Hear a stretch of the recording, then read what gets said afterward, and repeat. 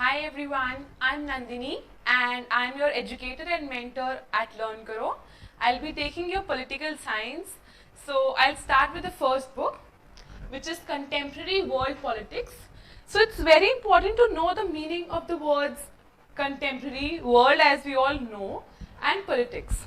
Let me start by defining the word politics. Politics mean, okay, politics mean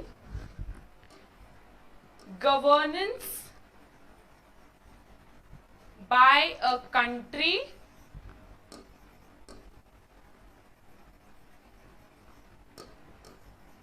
or an area. Politics is basically struggle for power. We can also call politics as struggle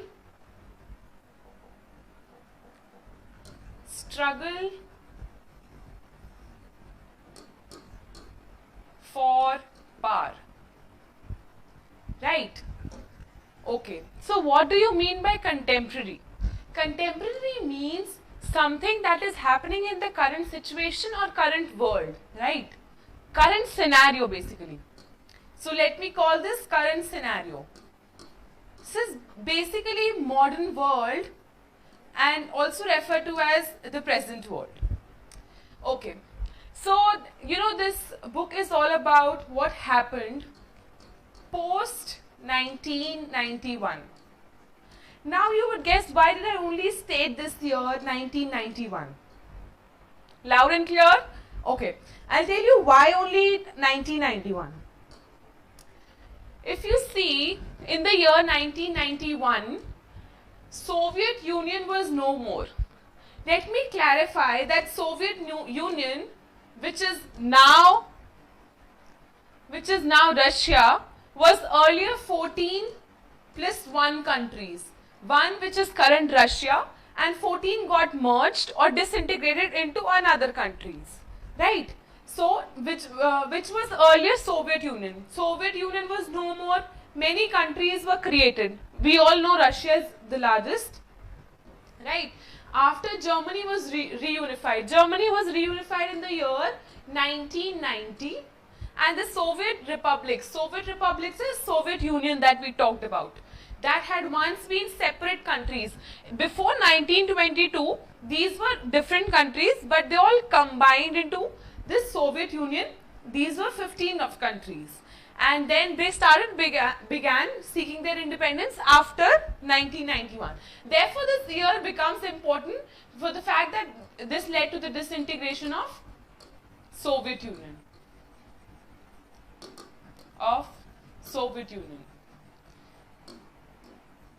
Right? Am I loud and clear?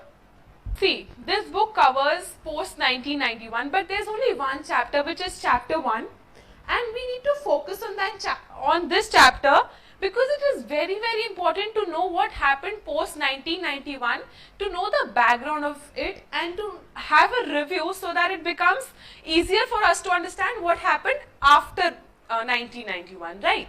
So I'll begin by telling you the background of it. Background of the Cold War era, which is chapter 1. It is very important to review this. Okay. So it all started in 1914 to 1918, which is the period for World War I. The next year we talk about 1939 to 1945 marks the years of World War II. These years are very important. These can be asked in the form of one-word question. And I would tell you, 1939 to 1945, what actually ended the World War III? Ask yourself. I would tell you, 1945, World War III ended just because USA dropped a bomb in Japan. The destruction was so much that not a single strand of hair could be seen there. USA dropped a bomb in Japan, which led to Japan surrendering. Japan had to surrender. There had been a lot of conspiracies like did USA did good, or was it a mistake on USA's part because Japan was anyway going to surrender. There are many conspiracies theories, but there's no concrete evidence to any of these theories, I would say, right? Okay, moving on, I would say what happened in 1945 exactly. USA dropped in Hiroshima and Nagasaki, right? Hiroshima and Nagasaki. Although these names are not very important, the names that I'm going to tell now,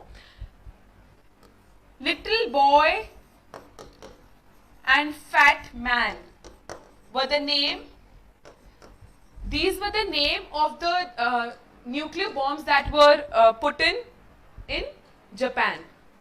Although these names are not very important, still you should know as for your knowledge sake. And this all happened in August 1945, after which Japan had to surrender, right? Moving on. So, what was World War II all about? World War I, we all have studied before. World War II was all about two things. Let me clear. Okay. It divided into two parts. Okay. One was Allied powers, the other being Axis powers. Acha, what does ally mean? This is nowhere related to allied powers, but what does ally mean? Ally means a friend, right? This is for your knowledge. Okay, allied powers, I would tell you, and Axis powers. Allied powers had 4 countries. Okay, let me name them. USA, USSR, which is now Russia, plus 4 other countries were there. 14 other countries were there. France and Britain. And who all were part of Axis power? In Axis power we had Germany, then we had Italy, and ultimately we had Japan. We can learn these by the way of JIG and this by BUFU, or could be FUBU, FUBU, right? F for France, USA, Britain and USSR. J for Japan, Italy, Germany. So initially what happened, USA and USSR were not a part of Allied powers initially. But later what happened, Japan just said, why will Japan didn't say anything, but what Japan did was, Japan just threw a bomb at Pearl Harbor port. Pearl Harbor port in USA. It dropped a bomb there and USA thus became a allied power because it had to be in opposition of this. Coming on to Germany, what happened? Germany was led by Hitler, right? And Hitler had a very different mind. He was a friend of USSR. Germany was a friend of USSR, but what happened? Germany started going against USSR. So USSR in turn had to join Allied powers, right? So there were 4 countries in Allied powers and 3 countries in Axis powers. So these are the countries. This is USA. This is Britain. This is USSR. And this is France, right? These were the Allied powers. Moving on, these were the Axis forces. This is Japan. This is Germany, and this is Italy. Okay. So like I told you, in the year 1945, what happened? USA dropped 2 bombs at 2 different places. You need not remember the very much dates of this, but I remember, so I'm just putting them down. 1945, and after 3 days only it dropped another bomb at Nagasaki. At Nagasaki, this was Fat Man and this was Little Boy. Okay, so on 9th of August 1945, it dropped at Nagasaki. So what happened? Japan had to surrender. So after surrendering, even Germany and Italy surrendered later. But what happened that, as we know, only 2 superpowers existed. Only 2 superpowers existed, USA and USSR. We have read in the previous slides that there were 4 allied powers. After Japan surrendering, Germany and Italy also had to surrender. And later on, what happened is, these became, USA and USSR became superpowers. Why? Like, what would be the reason? And why not France and Britain? There would have been some solid reason, no?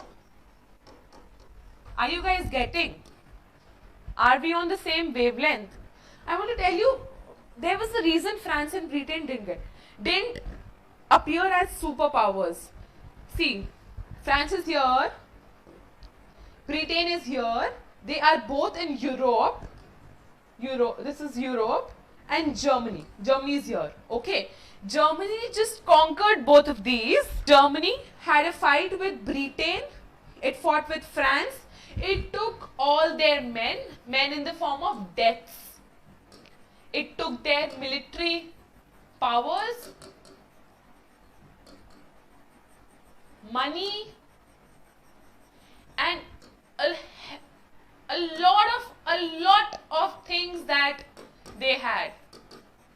And since they were not left with a lot of things, they couldn't be superpowers, of course, because again US and USSR were too big. They had humongous amount of technology, space and what not. Britain and France could not compete at that point of time. Hence, they were not the powers, right? Germany was the one who had a conflict with both of these, and hence they could not appear as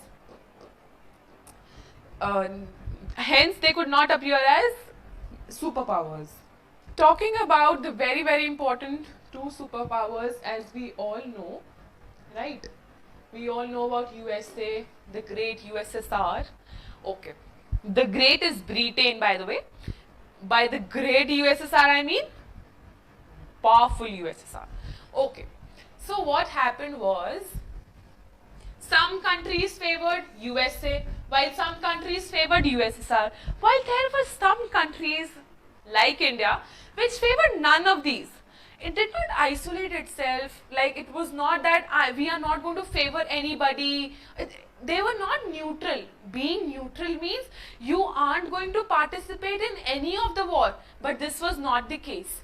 India and 4 other countries, I'm going to name them right now, but what they did was, they remained sort of, you know, they wanted to bring in peace. They wanted to bring in peace and stability and strength. They thought that the strength was only in unity, and this was not possible for them to favor only USA or only USSR. They had to remain, you know, calm to both these. Instead, tell them not to fight, in fact. Okay, I'm going to name these countries first. The countries were called NAM. NAM is Non-Aligned Movement. This becomes really important for your exam. Okay. Non-Aligned Movement, Belgrade 1961. First summit, Belgrade 1961. The latest summit can be very, very important for your exam. It happened in Azerbaijan in the year, the very latest I'm talking about, in the year 2019. Right? Azerbaijan. What is the capital of Azerbaijan? Tell me. It is Baku. Capital of Azerbaijan is Baku. Right. Okay. So let me name the 4 leaders. One was, of course, India. One was Ghana. Where is Ghana? Ghana is in Africa. Okay. The other being Egypt. Where's Egypt? Egypt is again in Africa. One was Indonesia. Map के नीचे जाकर देखो, Asia के map के नीचे मिल जाएगा Indonesia. And the last being Yugoslavia.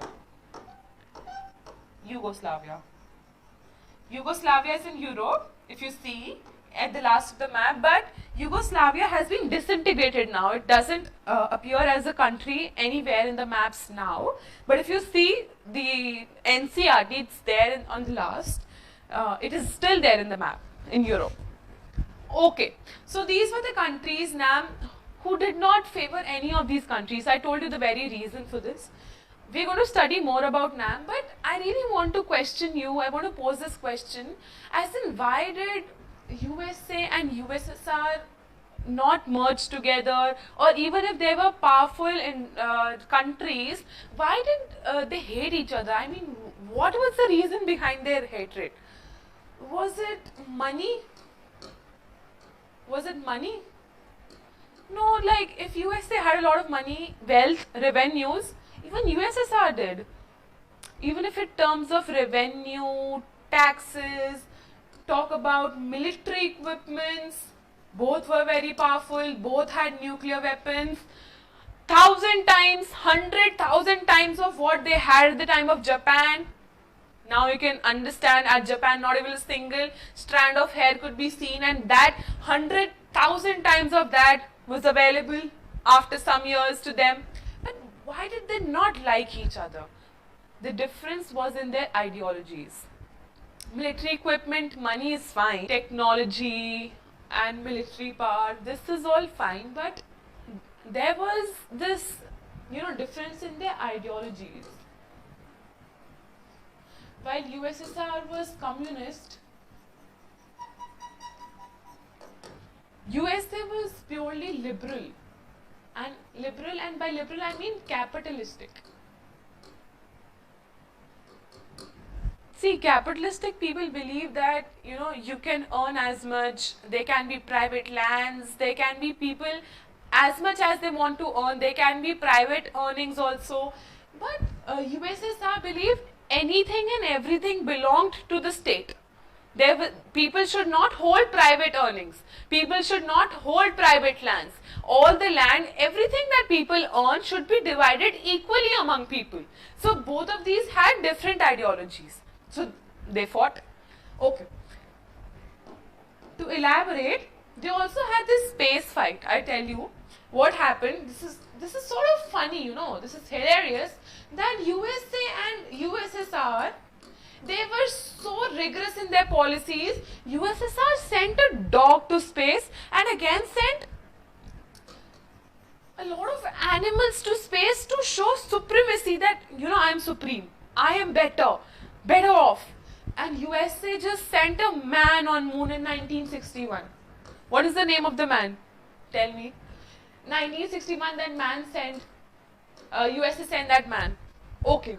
Overviewing, I just want to tell you that this chapter just provides a backdrop to the entire book. Like I told you, before we talk about post 1991, it is also important to talk about what happened before 1991. Okay, so this provides a backdrop, the end of Cold War. I really want to ask, why is it Cold War?